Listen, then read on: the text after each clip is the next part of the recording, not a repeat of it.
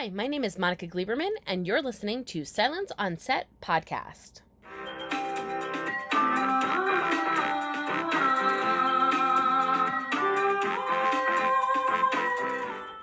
So this podcast is a little different. It's actually a continuation. So we did an interview with the cast of The Boys for season 3. Make sure you go check it out before listening to this one. However, we had leftover content and we wanted to make sure you guys got to hear every single thing that the cast said.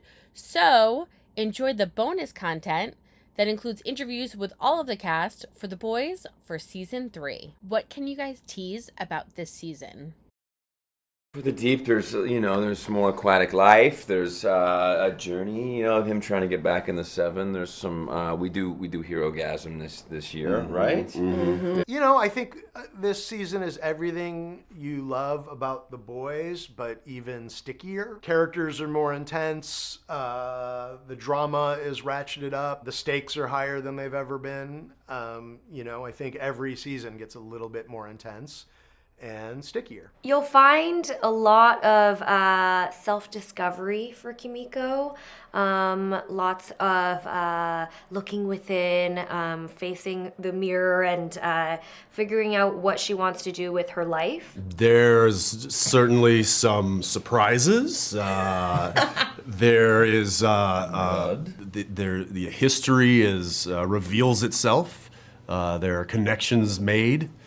And there are exploding heads. That blood will not be the only bodily fluid that is shed. Some fun celebrity cameos. That's true. Mm-hmm. And a part of the anatomy that becomes supersized. Penis. Without spoilers, who do you think has the craziest scene this year? I would say the person who has the craziest scene this year is the person who has the craziest scene every year, and that would be the Deep. The craziest scene happens in the first episode of season 3, and it happens to my dear friend Frenchie.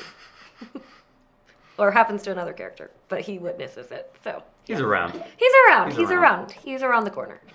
There's a lot of characters who have a lot of crazy scenes this year. Homelander has a share of crazy scenes. I guess I would say The Deep. I would say arguably every year The Deep wins the award for craziest scene. I think the craziest scene is probably an allergy attack that happens in the first episode. It happens to be the same scene that Karen was talking about, and let's say it'll go down in the history of television as the worst attack of hay fever ever. Mm-hmm. I always think The Deep has the craziest scenes.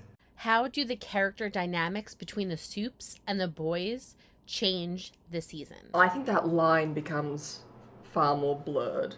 Like, who is what, who is good, who is evil, who is Soup. Right. I think their worlds become far more enmeshed. You definitely see a lot more combinations of them than you typically would. What I really like about this season is that there's a lot of scenes with two characters where I'm like, I never thought they'd be in the same room. Yeah, well, there's also information that's revealed that changes the dynamic between certain Soups and the Boys. The choice that is presented to all of the characters really is a moral choice.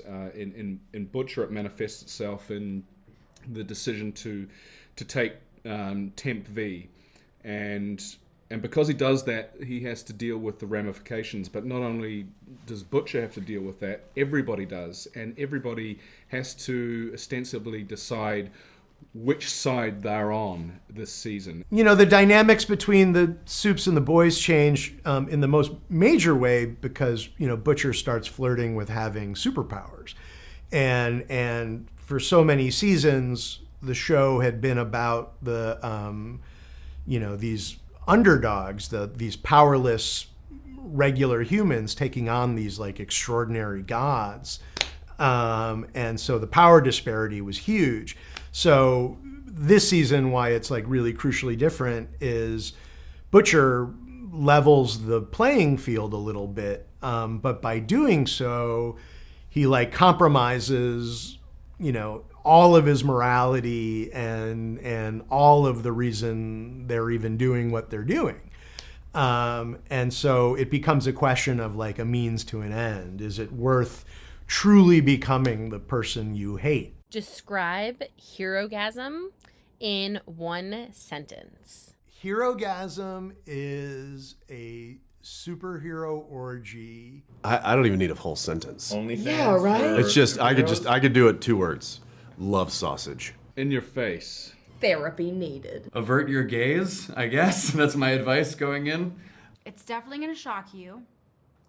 It might arouse you. It will probably disturb you.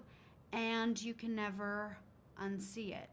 Oh God. Yeah, OnlyFans for superheroes. Herogasm for me in one sentence. How the fuck do I unsee it? What makes working on this show so fun? The work is great. The socially the people are great. So you're creatively fulfilled, and actually you have people to hang out with as well when you're away. Yeah. So it's really it's a great job all around. The caliber of talent and also just like the caliber of human beings is just phenomenal on this set. So it's a joy. It is. Yeah, It is. the crazy, messy, bloody joy. Yes. Yeah. Roller coaster ride. Right. I've said many times, this is by a mile the best job I've ever had or will have. I need to mic drop and disappear after this show. I don't see how I'll ever top it. The content, like reading the scripts, not knowing what's going to happen, but knowing that it's always going to be insane and wild. Really just working with everyone on the show because I adore everyone. Everyone is such a good person, and everyone has such a good work ethic that they come to work and always have so many thoughts. And that's really what it is, collaborating with Kripke and castmates. That's my favorite part. Getting to hang out with these guys, and these guys are, just the best co-workers that you could possibly have. I mean, we genuinely have a great time shooting this show, and not just on set, off set. I really feel like we've bonded and become a family, and I just feel so grateful to Kripke and for putting us all together, and we're having the time of our lives shooting this show. Kind of on a deeper level, it's such a gift to work on a show that I can really talk about a lot of the things that are really happening in the world and satirize them and sort of reflect them back to the audience. And it's not many shows that can do that. And we're sort of ideally positioned because we're about like celebrity and politics and strong men, and so we can really talk about the current zeitgeist in a way that few shows can. Hope you guys enjoyed all of the additional content. The cast was amazing. It was so much fun talking with them, and hopefully you guys enjoyed it as much as we did. Don't forget to check out Prime Video. The Boys Season 3 is live now.